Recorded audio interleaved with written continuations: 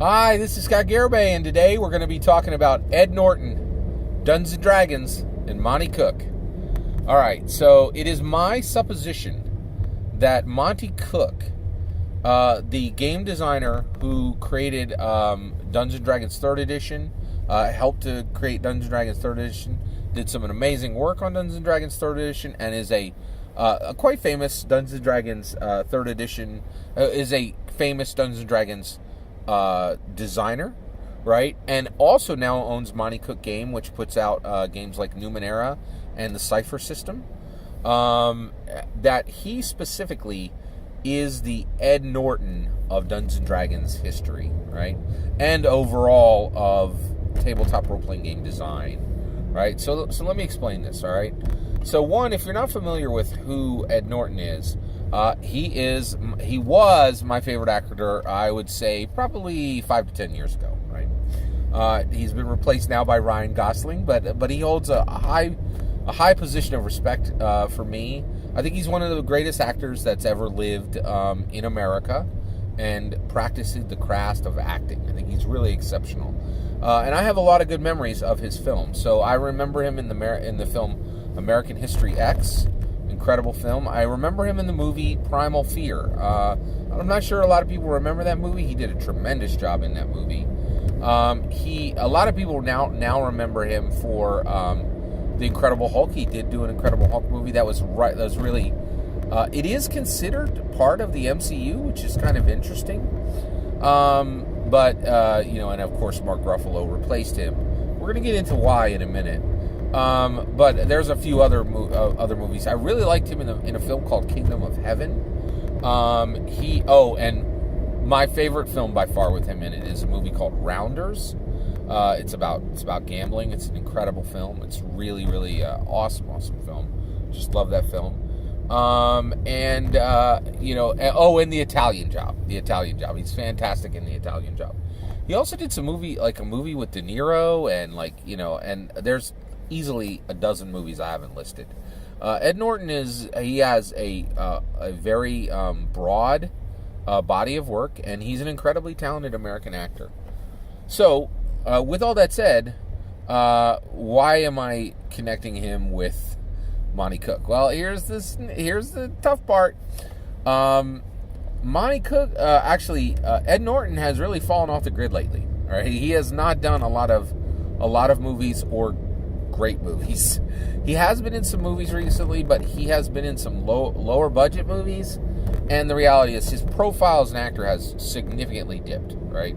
Now, there is a reason for this. Ed Norton got a very specific reputation for being a difficult actor.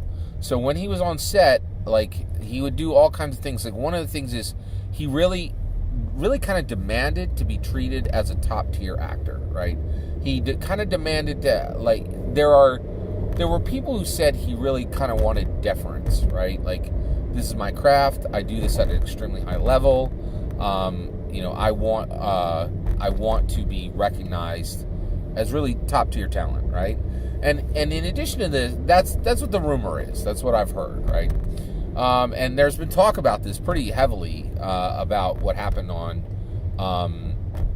his time on the Hulk movie, the Incredible Hulk, and that is one of the reasons why Marvel was not super happy to get him back, right? By the way, I forgot. Rounders is my favorite movie with Ed Norton. But many people will rightfully know Ed Norton from Fight Club. Fight Club is also an absolutely amazing film. It's definitely one of the best films. So Ed Norton is amazing. He really is absolutely fantastic. But he has grown a reputation of being a problematic actor, right?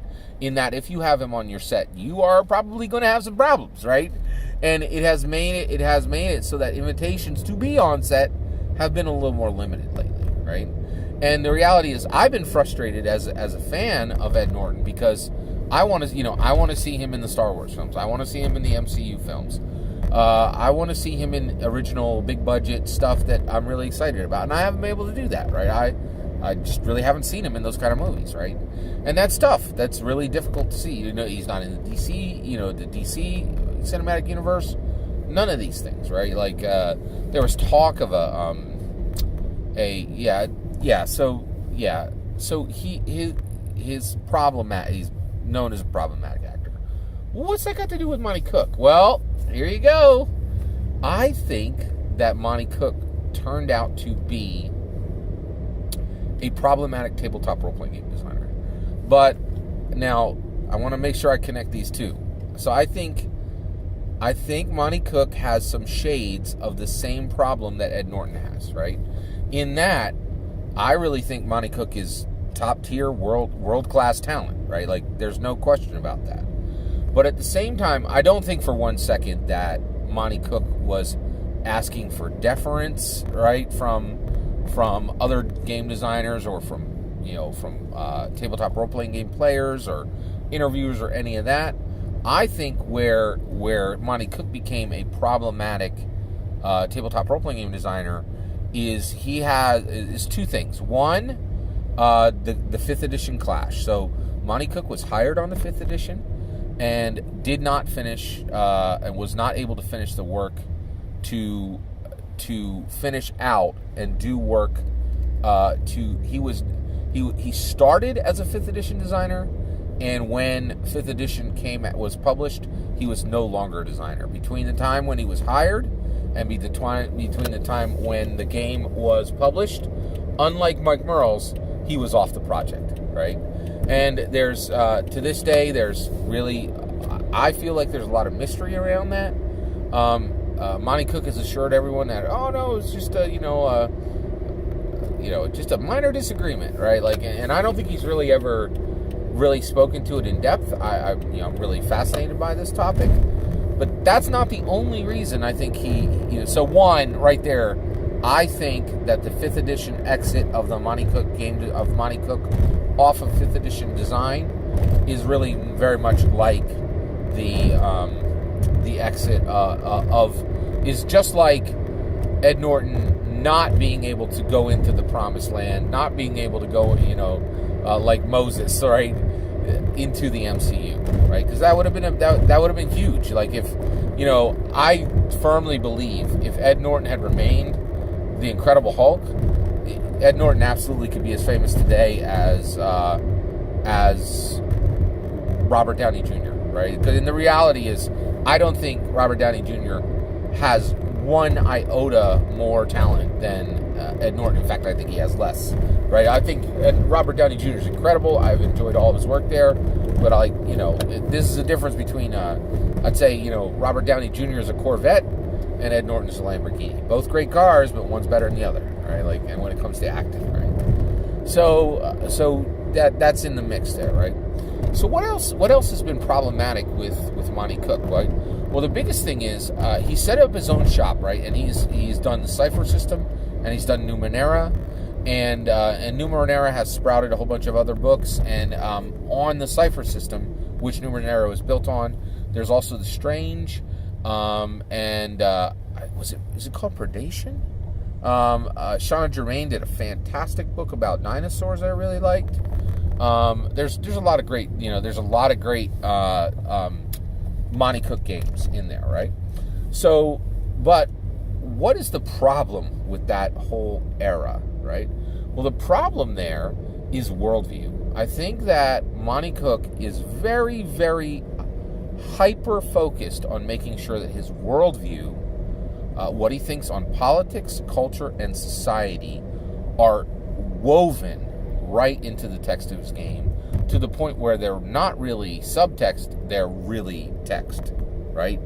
And this is where I think Monte Cook has become like Ed Norton, where he's saying, hey, I take tabletop role-playing game design so seriously that I'm doing it really at a different level, right? Which is exciting to some people, right? But then it can become a problem, right? Especially when you're dealing with games that are going to try to compete with Dungeons & Dragons.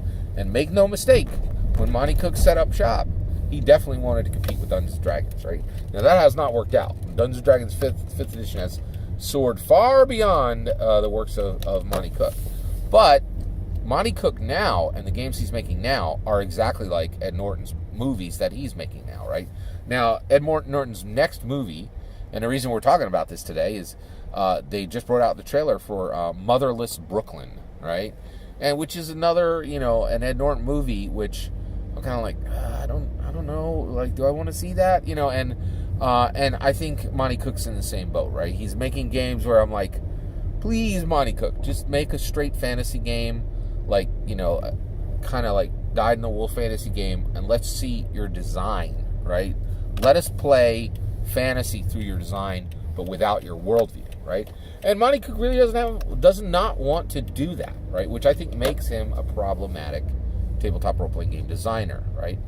But it's not like he's just a problem, right? His problem is coming from the fact that he is a world-class talent, right? So I'm a huge fan of both of these gentlemen. I'm a really huge fan of Ed Norton, and I'm a really huge fan of Monte Cook, right?